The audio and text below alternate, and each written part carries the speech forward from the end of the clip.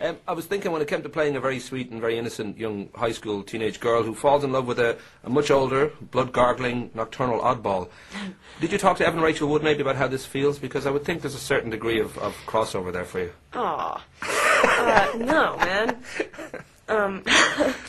I hope she sees this interview. So do I. Yeah.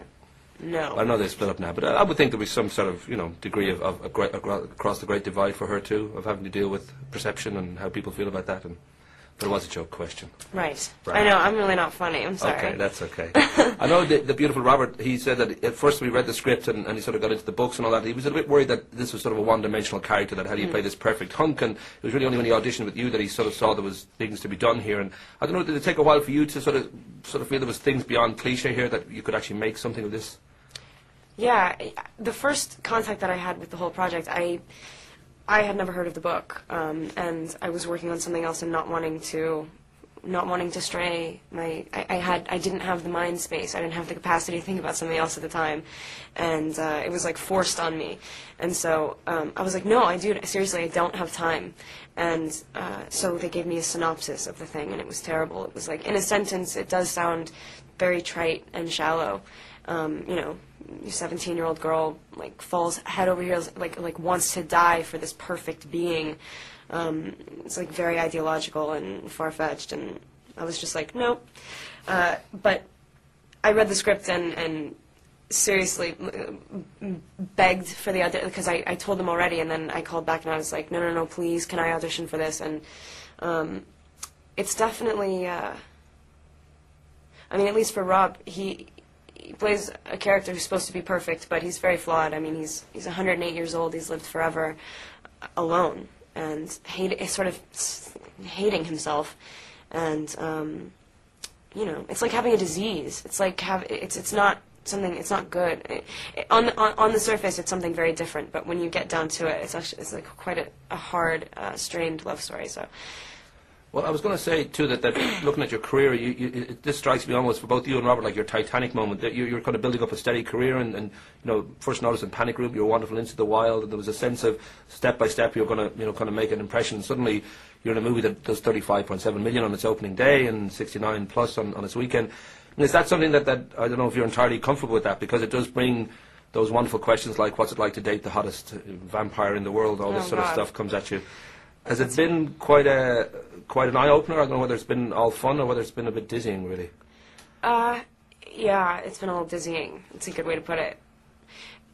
I'm also, like, entirely disconnected from it. I've already done... What really drives me crazy is when I'm working. It's like I'm a nutcase when I'm working on something. Like, I can't think about anything else. I have, like, total tunnel vision, and thankfully I wasn't aware of it while that process was happening. It all happened afterwards, so it was like, well, thankfully that job is done, because I would have gone mad. So, yeah, I'm not very good at this. I can't... Usually, it's easier, actually, when you leave the United States, because people ask you questions and then they want to hear your answers. But in the States, it's sort of like, so what is it like kissing a vampire?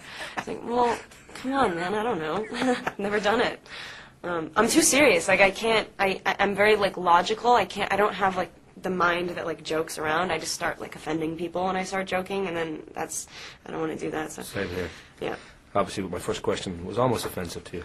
Right. Yeah. This notion that your mom's a script supervisor, your dad works for TV, he's a producer, and you were born in LA, and I don't know whether there was a kind of part of you, and you said you were kind of a loner growing up, whether this life was pretty much a given. I don't know whether you ever thought, maybe I'll become a plumber. Was it always going to be this, do you think, or? No, actually, like, in the beginning it was pretty arbitrary. I fell into going to auditions, and I was, like, turned away vehemently from all, like, the kiddie shows and stuff, because I was too serious and not funny. And I did a movie called Speak, this, like, Lifetime movie, and that was the first time I was like, wow, this feels like breathing, like, this feels like something that I have to do. And so I kept doing it. It's good that I started young, too, because I think if I started at any older age, I wouldn't have been able to get past, like, insecurities, and I would have thought about it too much. And do you feel comfortable now, though? Because it seems even there's success there and there's recognition and good kind of critical response, and so you're happy. Yeah, I mean, I'm happy that people seem to like the movie. I mean, at least the critics like the movie. Yeah, I'm happy. Rock and roll. I'm giving the friendly finger to wrap up. Oh, okay. Very nice to talk to you, dear. Yeah, same here. Thanks. Have you got a bit of time? You just probably should